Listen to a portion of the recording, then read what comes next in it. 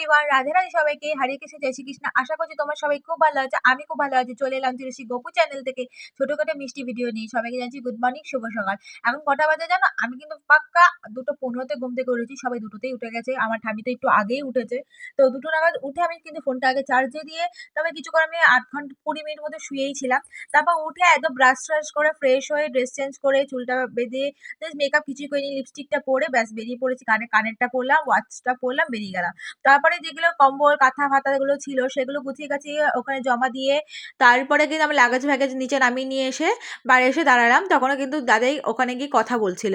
তারপরে এখানে বেরিয়ে এসেছি, দেখতে পাচ্ছি আমাদের সাথে আরেকটা টিম আমাদের সাথে যাচ্ছিল, মানে একই ট্রেনে যাব। তো সেই ওরাও মনে হয় ওরা বর্ধমান যাবে, বর্ধমান থেকে বালি, বালি থেকে আবার কি ট্রাঙ্গুলার পার্ক না কোথায় যাবে একটা, যাই হোক সামথিং।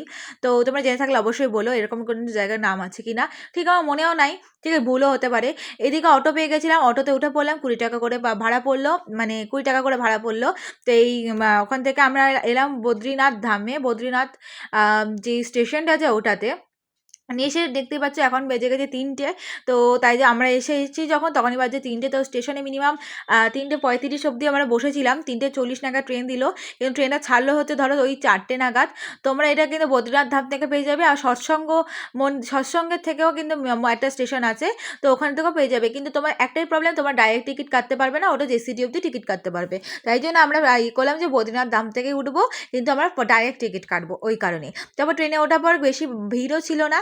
তো খুব মানে উঠে একটা বিস্কুট খেয়ে নিলাম। এমনিতেও স্টেশনে বসাকালীন একটা সুগার ফ্রি বিস্কুট খেয়েছিলাম, কেন খুব শরীর খারাপ হয়েছিল, অ্যাসিডিটি হয়ে গেছে, যেহেতু অম্বল চোয়া ঢেকুর উঠছে, ঘাড়ে ব্যথা করছে, মাথা ব্যথা করছে, ঘুম পাচ্ছে, কি বলবো তোমাদেরকে। তারপরে কিন্তু এখানে বসেছিলাম, দেখতেই পারছো।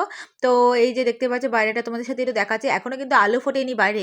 কিন্তু তারপরে আমরা একদম ঘুম দিলাম, মানে একদম ঘুম দিলাম জেসিডি থেকে একদম মানে কি বলবো তোমাদেরকে, আসানসোল পর্যন্ত একটা টানা ঘুমালাম। তারপর হুট করে আমাকে, আমি চাদর মুড়ি দিয়ে ঘুমাচ্ছিলাম, তো হুট করে আমি চাদরটা টেনে নিয়ে আমাকে বললো যে তাড়াতাড়ি ওঠ, আমাকে এখন তাড়াতাড়ি এখন ওঠ, দিয়ে ইয়েতে যেতে হবে, মানে হচ্ছে তোর অন্য ট্রেন ধরতে হবে, এই ট্রেনটা যাবে না ডাইরেক্ট। তারপর আমি তাড়াতাড়ি করে সবাই লাগেজ ফাগেজ নামিয়ে এই ব্যাগটা নিয়ে চশমা ফশমা পরলাম, উঠলাম, জল টল খেলাম। ও মা হঠাৎ করে বলছে না এই ট্রেনটাই ডাইরেক্ট করবে, তো কি রাগ ধরে না বলো। তারপরে একটুখানি কেক, একটু দুধ চা, একটু মুড়ি